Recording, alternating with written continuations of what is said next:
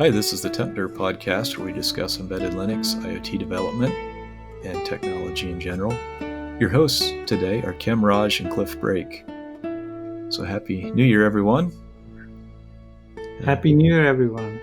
Yeah, had a great 2023 and looking forward to 2024. So we thought to start the new year off, we would do an episode on predictions, trends, and opportunities for 2024. And maybe just talk about some of the things we see happening, trends, some of the things, the direction things are going, and then some of the opportunities that'll come as a result of that. So we broke this down in sections. So, the first one is hardware. What are your thoughts on hardware, Kim? Yeah, so I think as the trend continues, specifically in this space that we play in, the processors are getting more and more complex with time, year by year. And as a result, they are able to run a lot more complex software. And as a result, the complexity is growing up. And I think this will continue. And in fact, even accelerate as we move into 2024 and beyond. And I think in order for us to support, I think the real question would be, how do you sustain this kind of development model? And yeah, it's not making our job any easier for sure as we deal with, right, processors that have multiple cores in them, different MCUs doing boot, and just trust and security and all that. It's really getting quite complex just to start one of these things up. Yeah, so I think that it'll become more and more evident that some open platforms or open communities would be more and more important, because no one entity can take care of all the complexity themselves. It has to be very large entity, or you will basically collaborate, leverage each other's work. Mm-hmm. Yeah, I completely agree. It's definitely a trend, and one of the most complex systems we're working with now is the NVIDIA Jetson Orin, a very complex system on module. And they've done the right thing. They've set up a discourse community. They support people on it, but even more than that, you have other experts from the industry that are participating and helping people out who have questions. So people are realizing that no one company has the bandwidth to deal with all the issues. So I think this is something on various CPU architectures. I would think that RISC-V is on the rise, and you can see, like in 2023, a lot of activity around that. There were some organized efforts that are now coming out.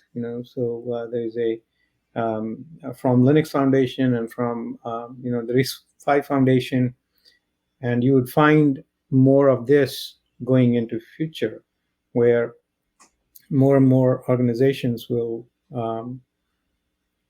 come around and collaborate on RISC-V related activities, not only in hardware but also in software and other standardization pieces that are required.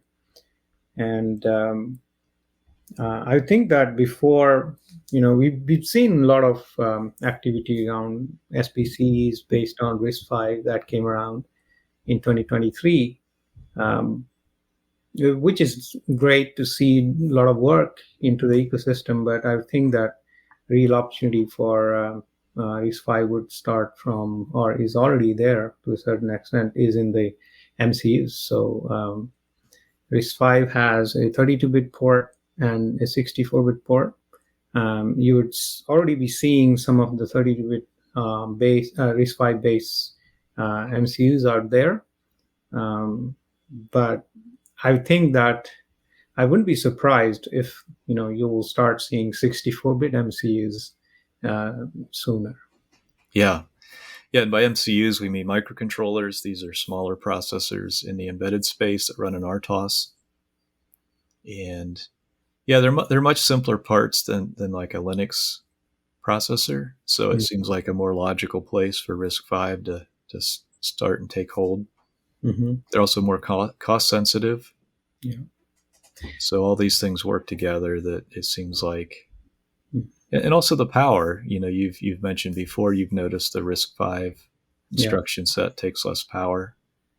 So many of these MCR applications are very power sensitive. Yeah, and I think once you reduce the circuit size on your die, generally you save a lot of power. Mm-hmm. And I think given the scalability and modularity that I think it offers, because in the microcontroller world, you want to do specific computing. You really don't want to do general computing, so you might want to add delete stuff, and I think RISC-V is also good for that. And obviously, you own the control of what you're putting out there, so um, it gives you a much better setup to work with. Yes, right. So Uh, related to the microcontrollers or the MCU, we're seeing Zephyr really take off, mhm. and it's moving at a rate it's similar to the Linux kernel. It's just moving fast. The number of contributions is huge, and it seems like it's kind of become the de facto RTOS, and companies that don't embrace it will be struggling to keep up. It seems. Yeah, I think you know as we've seen that Linux, was an operating system when it started off. An open source operating system was built around it, and RISC-V is to hardware in the same way. I feel like Zephyr is to the RTOSes in the same way. There Mm-hmm. are a lot of RTOSes out there, some open, some not open. But I think the way Zephyr has come along, I think it stands a very good chance of being ported across as a predominant OS or RTOS, in the microcontroller world. And I think some of the design decisions are key in there. The a lot of lessons, portability lessons from Linux are in there. Mm-hmm. Um, and I think the way they have embraced their tooling, they have really catered to the microcontroller developer market with this powerful design decisions along Yeah. with. Yeah. And they've also really done a good job with testing. Mm-hmm. You open a PR for Zephyr, Yeah. and a bunch of different tests run. So they have very extensive testing, and with a project the size of Zephyr, the only way to move fast is to have good testing. So it Yeah. seems like they've really figured that out. I haven't seen anything else like it Mm-hmm. anywhere else in the microcontroller industry. Yeah, and I think the HAL concept is also really nice because if you look at, especially in the microcontroller world, you will have many of them. Mm-hmm. There won't be any generalization of a PC platform anytime soon. So you really need the software design to be modular in that regard. That you do known set of porting efforts to bring it up onto a newer hardware. And I believe that they have reduced that time quite a bit by designing the house in the same way. Mm-hmm. Uh, and I think that's a strong point for it because obviously you scale the tooling across all of them, but then there's only a few bits of work done, uh, and the HAL porting is a limited set of things that you do, and the RTOS is on your custom design, and that's really powerful. Yes, definitely. So Um, that's hardware. So our second section unless you had any more comments on hardware, Cam. Yeah, I think I was also seeing uptick of software modules in Zephyr are Mm-hmm. becoming richer and richer. So that's also a very strong point for anybody building systems around Zephyr. They can have modules handy, readily available for doing various aspects. Yeah, it's almost like a very extensive suite of middleware built in, to do all types of encodings, transports, just pretty much anything you can think of. Yeah. So part 2 is embedded Linux. And again, there's lots happening in the embedded Linux world. It's something that we need for pretty much any complex new product we're building. We use embedded Linux. Yeah. So what do you see there, Kim?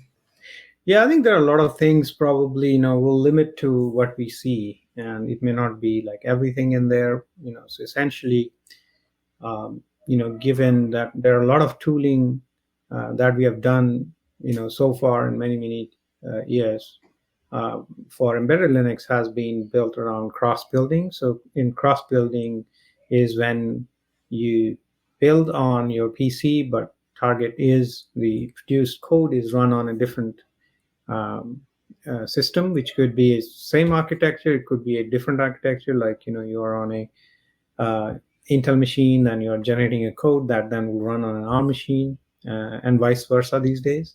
So what I think is, it's a cross compiling is hard, and it has always been hard. And at every step, if you look into the embedded Linux development space, developers have tried to avoid it if they can. And I think that this will just become more and more possible as we move into 2024 future and thereof. Specifically, given the languages that are being adopted in embedded Linux development, I'm not talking about kernel, but I'm talking about applications and other aspects of it. Even kernel is adopting Rust now, and I don't know whether you followed, but there is discussion about using C++ as well. Why not? So there is adoption of these modern languages, which basically makes cross-compiling easy, right? So essentially, what you will see is it's transforming into like the way we cross-compile today to something different. Which could be a combination of native or some sort of container technologies combined with it, but the experience seems more like a native development experience. Sure. Yeah, as systems get more complex, it's just becoming harder and harder to cross compile the entire system, and the dependencies, at least in Yocto, are very fine grained. So if you change anything, suddenly you're rebuilding the whole system. So at some point, it seems like we're going to have to adjust our approach a little bit. Who knows what that might be? It might be more of a package-based approach, or something we've never seen yet. Who knows? It's a great opportunity, and hopefully something good will come up in that space. And like you said, with the modern languages, Go, Rust, and Zig, they're kind of moving the burden of cross compiling from the Yocto layer or the Linux build layer to the language tooling. So that's been a really nice change. Yeah. So yeah, I think on the tool side, because tools are important, and I think in better space, tooling moves very slowly, even slower than embedded Linux, because given the complexity and how different systems are built, we are seeing a use of LLVM adoptions in different aspects of tooling systems, and it's basically not for traditional cross compiler, sort of like static compiler. That is one part of it, which basically called Clang. Um, but there are more uses to, the LLVM is a embeddable compiler library.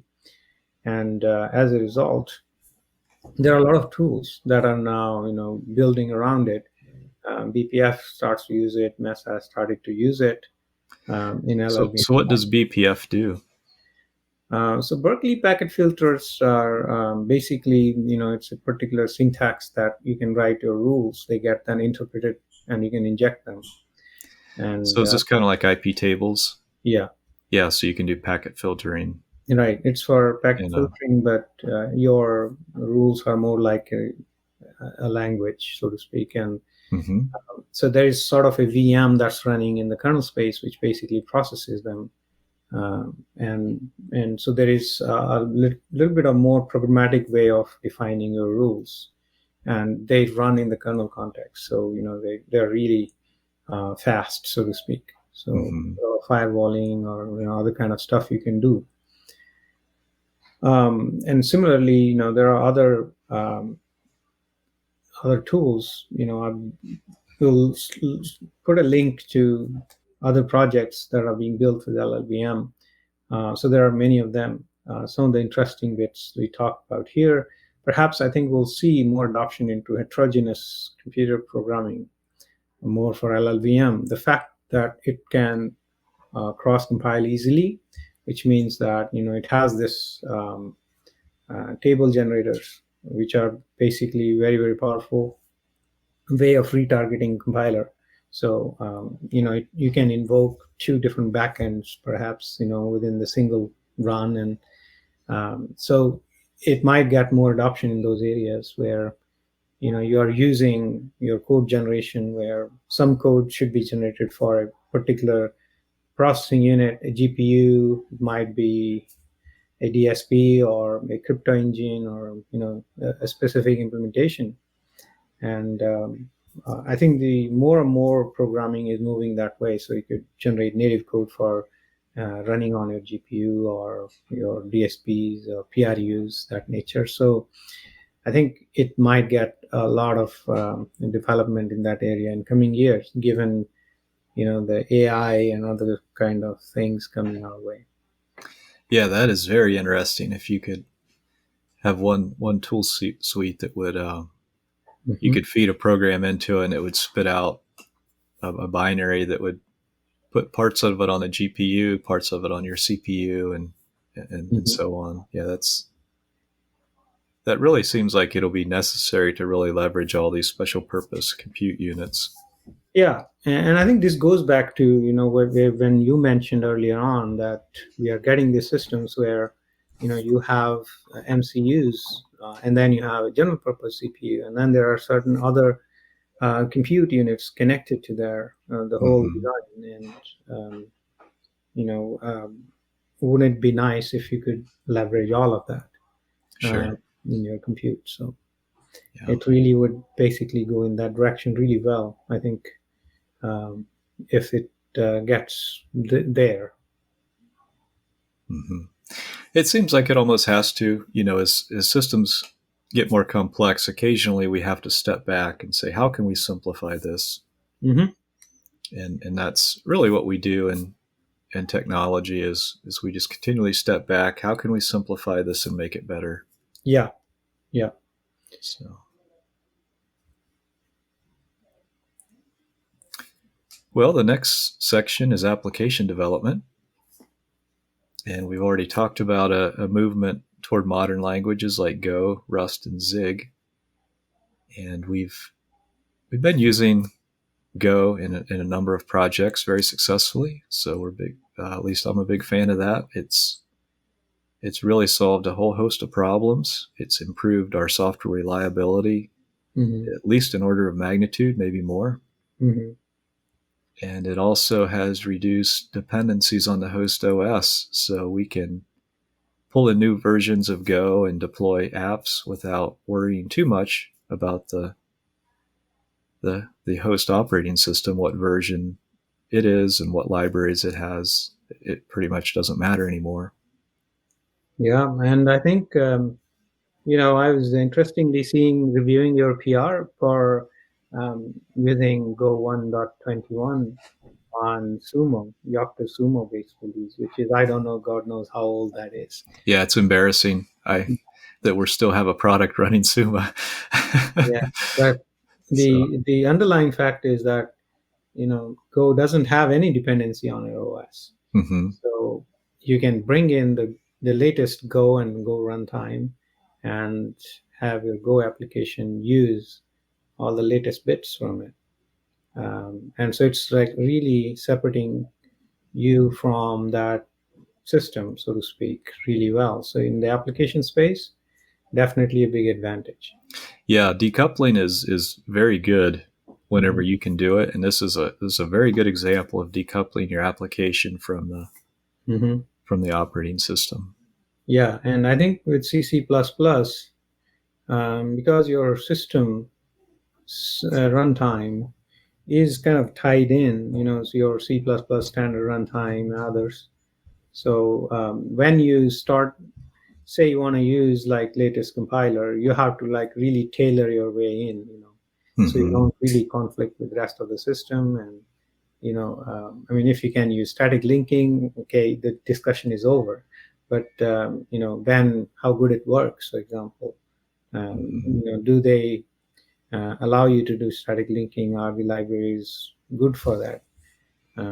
So I think those are kind of things that we really um, see, especially with this modern uh, programming paradigm following languages like either Go, Rust is in the same way. So they have uh, you know subtle differences from Go. It doesn't have a managed memory management and runtime, but essentially the memory safety bits are kind of forced onto compile time.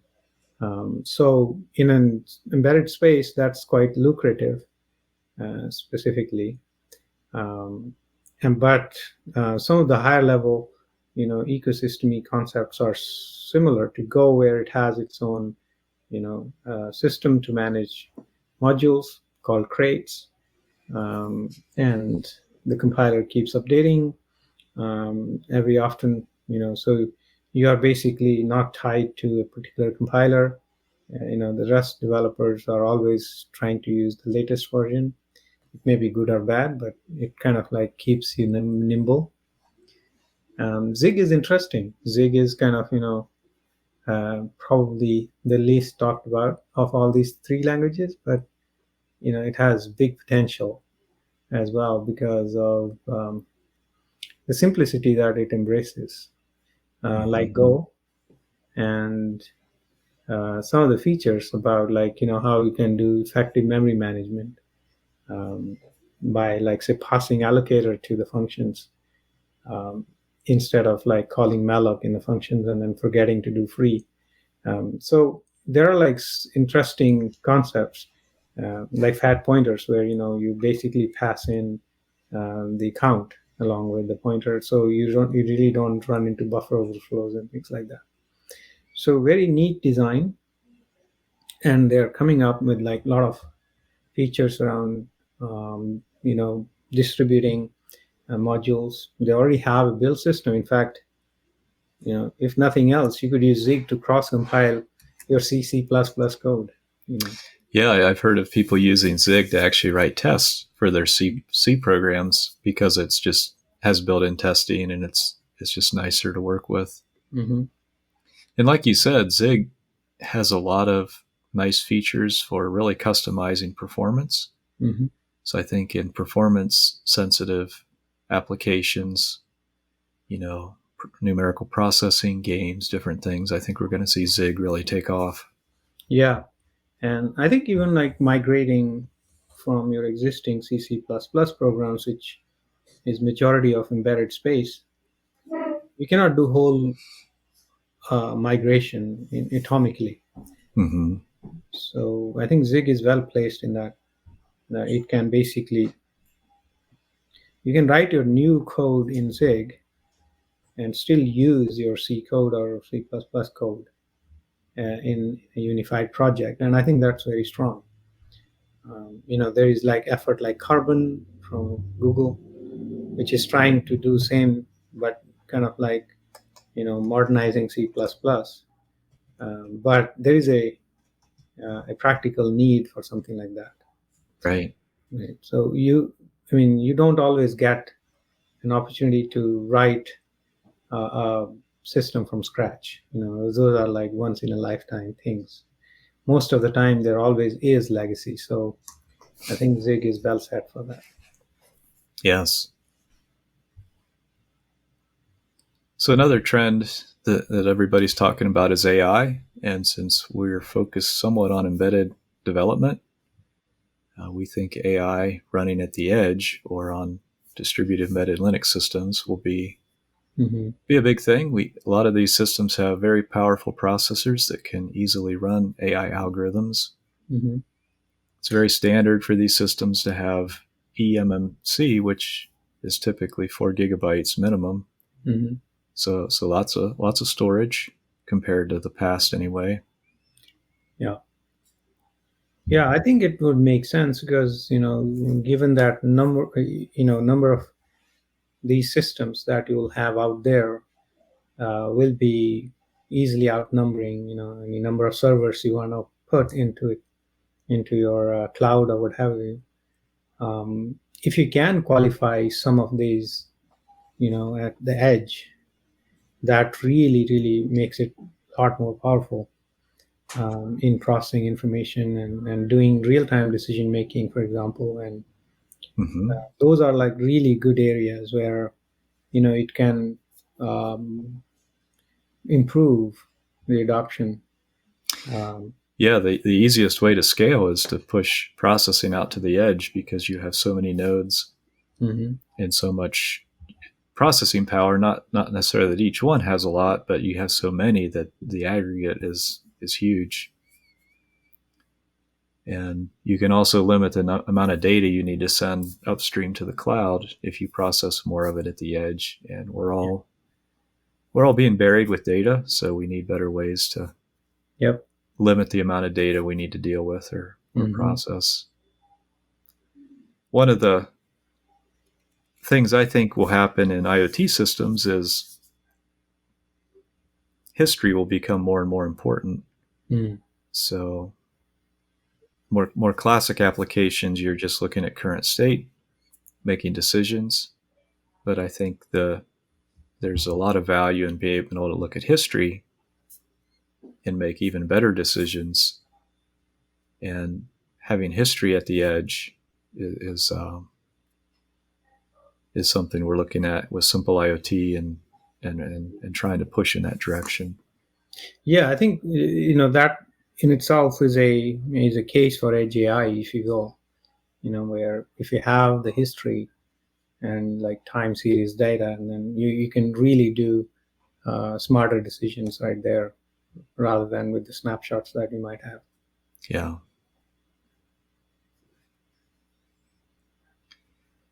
So as we talk about user interface technologies and applications at the edge, typically we might have a device with a touchscreen, and this touchscreen would display a user interface where people could interact with the system locally.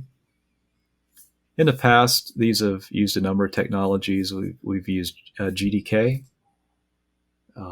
We've also used Qt or Qt, and those are more of the traditional native type developments. And as processors become more and more powerful, like starting with the IMX8 class machines, using a web browser as your UI seems like it's working really well. The performance is there. We can run Chromium full screen in kiosk mode. We can display a very nice looking user interface using standard web technologies. And just the rich ecosystem around the web, even though it's not the fastest, it's not the best, it's just the richness of the ecosystem makes it a more and more compelling solution. Yeah. For many applications where you don't need, gaming type speed graphics. Right. Yeah. I think there definitely is an increase in this web as, web UI, so to speak. And I think it's only going to be more, in this future. And there are interesting technologies even that are being done there, right? So if you look at WASM, you look at WebGPU, how the underlying hardware is like exposed in a portable way. That really makes it scalable. Like if you look from a product point of view, you really want a unified UI and unified experience thereof from there. So it really is catering to that sort of market quite well. Native UIs work better, and they will be performant as well. But I think it's again, like if those UIs are only needed for interaction, and latency is not one of your problems, then obviously this really unfolds a rich set of features that you can really use. So and there is a lot of it, out there. So I'm just seeing that the web technologies are pushing in that direction. A lot of these will become a standard operating platform as far as the UI is concerned. Yes. And one thing that's really nice with web technology is you can display the same user interface remotely as you do on a touchscreen on the device. So you can open up the same user interface in a web browser remotely or see it local. And only having to write that user interface once is a huge benefit. Yeah, and these user interfaces are hard to write, so they are not simple things to do, where you can write one for your mobile, another one for your browser, desktop, whatever, interaction points you have. So I think you scale a lot by doing it once and doing it well. Mm-hmm. So related to that is the PWA technology. Mm-hmm. And this is where you open up a web page and you have an option in your browser to install this application on your device, whether it be a desktop computer or a phone. And then from that point on, it just looks like a native application almost, but it's really a web application running in a browser, but it looks and feels very native. And there's been a lot of capabilities in the last year or so that have been added to PWAs. So they can do push notifications. They can access a lot of the hardware on your device. And various people in the industry are really predicting that 2024 will be the year when PWAs really take off. Yeah. I think a lot of applications are already, electron-based applications, if you will. Mm-hmm. Each one of them bundle Electron, a specific version of Electron in some cases. So, and if I look at my system, I have, I think, 4 or 5 different versions of Electron in there, sadly. But yeah, that just proves the point that a lot of these applications are already being hosted on top of Electron runtime. Yeah. And Electron, the difference there is Electron includes the browser engine, where the PWA, or I guess we should define that. It's a progressive web app is what PWA stands for.